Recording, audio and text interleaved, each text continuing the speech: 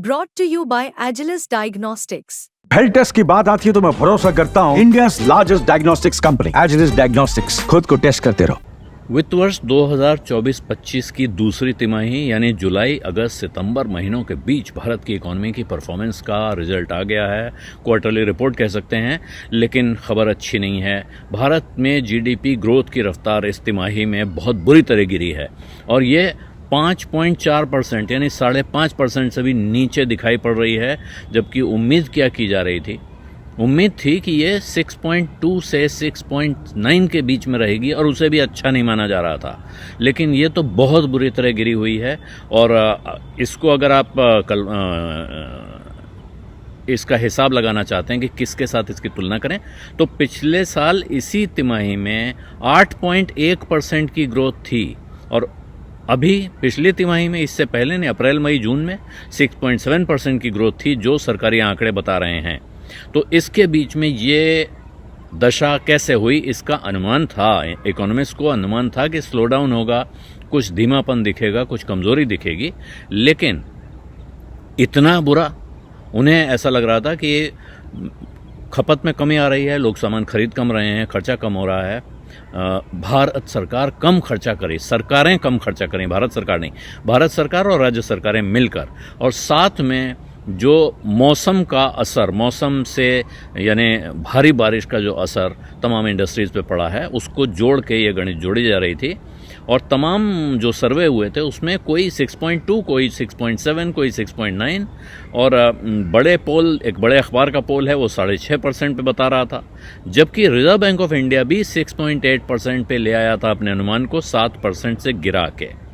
लेकिन अब जो दशा है, इसमें सबसे बड़ा आंकड़ा जो दिख रहा है, एक जीडीपी का एक बड़ा ड्राइवर जो है वो है प्राइवेट फाइनल कंजम्पशन एक्सपेंडिचर। ये 6% बढ़ा है, ये पिछले साल 2.6% बढ़ा था, और गवर्नमेंट का फाइनल कंजम्पशन एक्सपेंडिचर भी, इसने भी एक रिकवरी दिखाई है, 4.4% हुआ है। काफ़ी समय से निगेटिव या बहुत कम ग्रोथ के बाद इस बार उसमें ये 4.4% की तेज़ी दिख रही है। फिर जो चिंता कहाँ है, तो चिंता मैन्युफैक्चरिंग 2.2% की रफ्तार से बढ़ी है, माइनिंग 0.1% कॉन्ट्रैक्ट हुई है, यानी कि नेगेटिव में चली गई है, एग्रीकल्चरल सेक्टर बढ़ा है फिर 3.5%, वो पिछले 4 क्वार्टर के खराब नतीजों के बाद बेहतर हुआ है। डोमेस्टिक स्टील कंजम्पशन बढ़ा है, सर्विसेज सेक्टर ने 7.1% की ग्रोथ दिखाई है। लेकिन जो बड़े चैलेंजेस हैं, महंगाई सबसे बड़ा चैलेंज, रिटेल महंगाई खाने पीने के सामान की 10.87% पर पहुंच गई अक्टूबर में, जिससे कंज्यूमर की खरीद की ताकत कम हो गई है।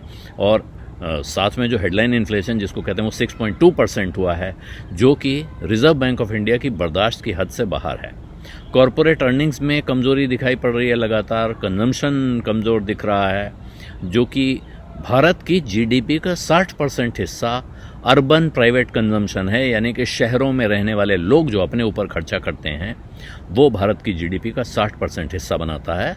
वहाँ ठंडा पड़ा हुआ है, क्योंकि कर्ज महंगा है, जिसकी वजह से लोग कर्ज उठा नहीं पा रहे हैं, और सामने लोगों की कमाई नहीं बढ़ रही है। इन दोनों का असर यहाँ साफ दिखाई पड़ रहा है, जबकि गांव में डिमांड में कुछ बेहतर नतीजे नज़र आ रहे हैं।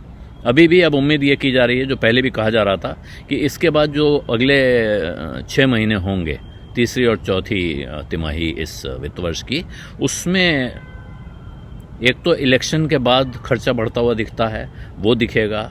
फिर गांव में डिमांड बढ़ रही है क्योंकि फसल अच्छी हुई है, और कंस्ट्रक्शन एक्टिविटी और सर्विस सेक्टर के मोमेंटम में भी तेज़ी आने की उम्मीद है, और उससे ग्रोथ को सहारा मिल सकता है।